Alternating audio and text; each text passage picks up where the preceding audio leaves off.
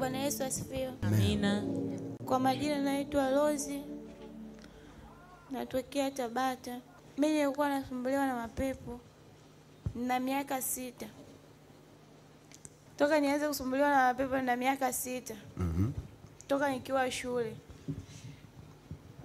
Nashukuru Mungu baada ya kuja kwenye madhabahu hii.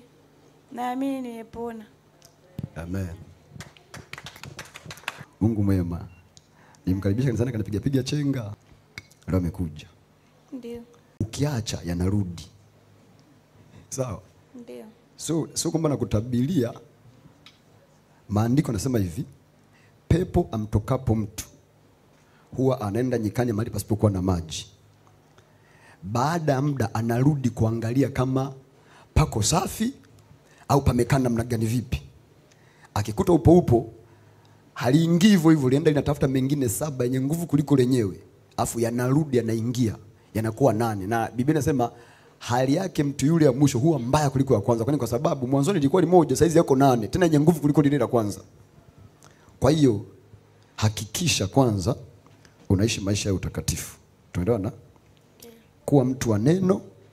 Sawa? Sababu Mungu yuko ndani ya neno. Kuwa mtu wa maombi na kuwa mtu wa ibada. Usikose ibada. Au madude huwa yanakwamisha kimaisha watu, yanarudisha watu nyuma. Chochote tunachokifanya unakuta kiendi. Yanaleta ugomvi wa hapa na pale. Unakuta kwenye maisha yenu ya ndoa hamna kuelewana. Lakini kuanzia leo muamini Mungu. Uko huru. Jiamini sasa. Yaani naona ulivyojikaza kama vile haujiamini. Kuanzia leo amini kwamba kila kitu kiko safi na umefunguliwa. Tunaelewana? Ndio. Na Mungu amekuponya. Na kuanzia leo mambo ni bam bam. Si ndio? Ndio.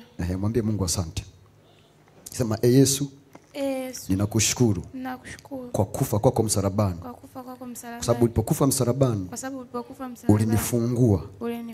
Na mimi ninaamini katika uwezo wa damu yako na nguvu zako kwamba zimeniweka huru.